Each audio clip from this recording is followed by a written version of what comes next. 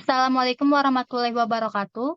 Kami dari kelompok 6 ingin memaparkan hasil dari penelitian kami dengan judul Analisa Kemungkinan Keterlambatan Pembayaran SPP menggunakan algoritma C45. Saya akan memaparkan terlebih dahulu mengenai pembagian tugas anggota kelompok kami, yaitu yang pertama ada Zelvia Dwi Marcelina dengan NIK 19231767 mengerjakan abstrak, kesimpulan, dan referensi jurnal.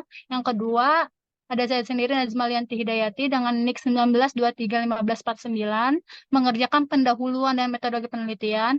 Yang ketiga ada Yulia Utami dengan NIK 19231453 mengerjakan hasil dan pembahasan. Selanjutnya saya akan menjelaskan mengenai latar belakang masalah.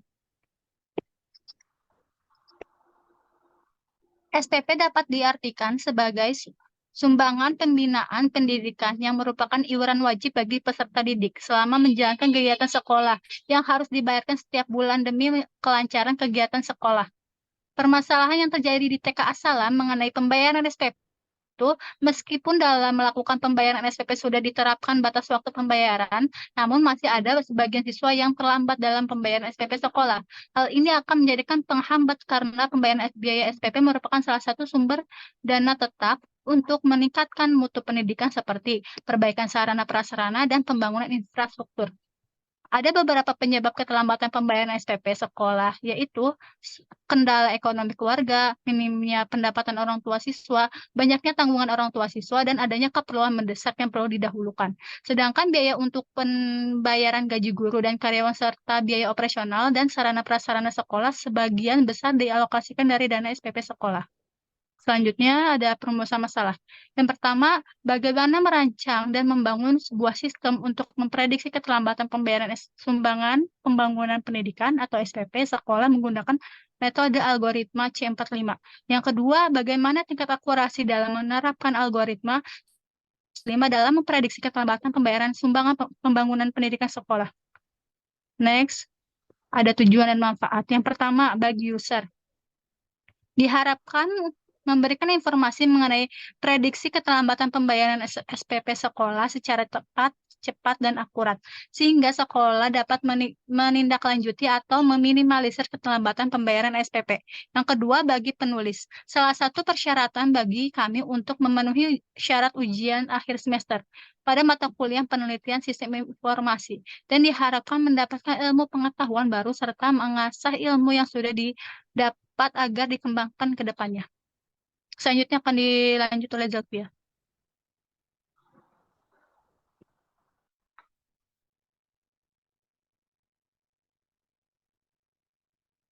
Data mining. Data mining adalah proses penggalian dan pertambangan pengetahuan dari sejumlah data yang besar, database atau repositori database lainnya. Tujuan utama dari penambangan data ini untuk menemukan pengetahuan baru yang tersembunyi dari database tersebut. Algoritma C4.5. Algoritma C4.5 merupakan pengembangan dari algoritma ID3 yang ditemukan oleh Ross Quinlan. Algoritma C4.5 digunakan untuk mengklasifikasikan data yang memiliki atribut berupa numerik ataupun kategorial. Hasil dari proses klasifikasi yang berupa aturan-aturan dapat digunakan untuk memprediksi nilai atribut bertipe diskret dari record yang baru. Pohon keputusan. Pohon keputusan merupakan model prediksi menggunakan struktur pohon selain karena pembangunannya relatif cepat. Hasil dari model yang dibangun juga mudah untuk dipahami, sehingga decision tree ini merupakan metode klasifikasi yang paling populer digunakan. Metode pengumpulan data, yaitu mulai analisa masalah, mempelajari literatur, mengumpulkan data, menetapkan metode, mengolah data, implementasi, keputusan, selesai. Pada gambar 1 menjelaskan rancangan penelitian yang dilakukan untuk mengklasifikasikan data keterlambatan pembayaran SPP menggunakan algoritma C4.5. Adapun metode pengumpulan data yang digunakan adalah satu observasi, yaitu pengumpulan data di mana penulis melakukan pengamatan langsung ke TK Salam yang terletak di Perum Alinda Mulasakti M205 Kali Abang Tengah, Kecamatan Bekasi Utara, Kota Bekasi, di mana penulis mempelajari dan mengamati langsung proses pembayaran SPP sekolah. 2. Wawancara. Penulis melakukan wawancara langsung kepada bendahara sekolah yaitu Ipid Duria. Wawancara ini dilakukan untuk mendapatkan informasi data siswa dan laporan pembayaran SPP sekolah. 3. Studi pustaka. Penulis juga melakukan studi pustaka dengan buku-buku yang berada dalam perpustakaan, kampus, jurnal, maupun informasi melalui internet untuk melengkapi kekurangan-kekurangan bahan laporan yang berkaitan dengan sistem informasi yang dapat melengkapi data-data untuk membantu penulis dalam penulisan jurnal. Next. Data selection, berikut tabelnya.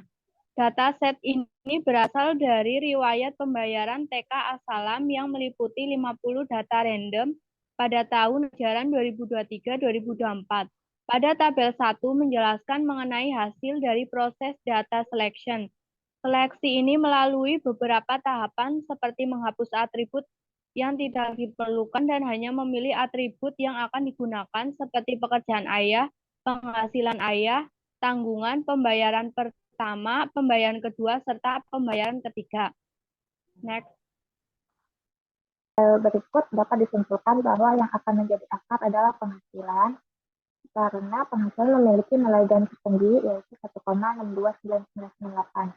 Dalam atribut penghasilan terdapat 3 nilai, yaitu besaran sekitaran penghasilan 2 juta sampai 5 juta, 5 juta sampai 20 juta, dan 20 juta sampai 50 juta.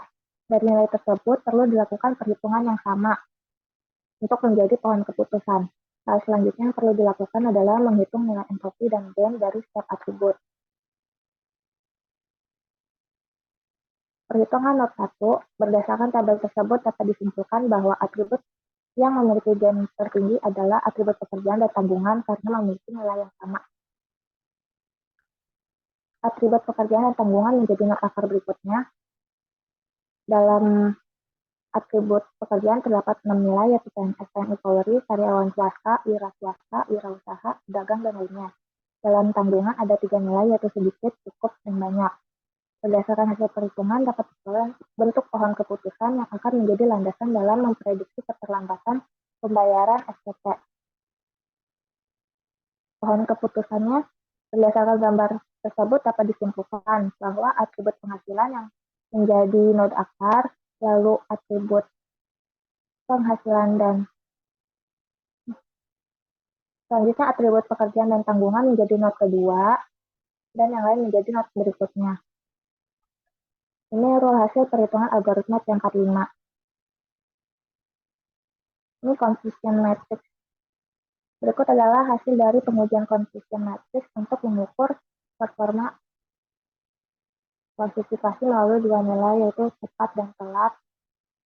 Tingkat akurasi 71,43%. Kesimpulannya, berdasarkan hasil pembahasan dalam penelitian ini, maka dapat diambil kesimpulan bahwa metode algoritma tingkat 5 dapat digunakan untuk memprediksi keterlambatan dalam melakukan pembayaran SPP dengan menggunakan atribut penghasilan orang tua, tanggungan, pekerjaan orang tua, pembayaran pertama, pembayaran kedua, dan pembayaran ketiga. Dengan metode tersebut dapat membantu dalam melakukan prediksi keterlambatan pembayaran SPP sekolah dengan hasil akurasi yang lebih baik. Sekian dan terima kasih. Kurang lebihnya mohon maaf. Wassalamualaikum warahmatullahi wabarakatuh.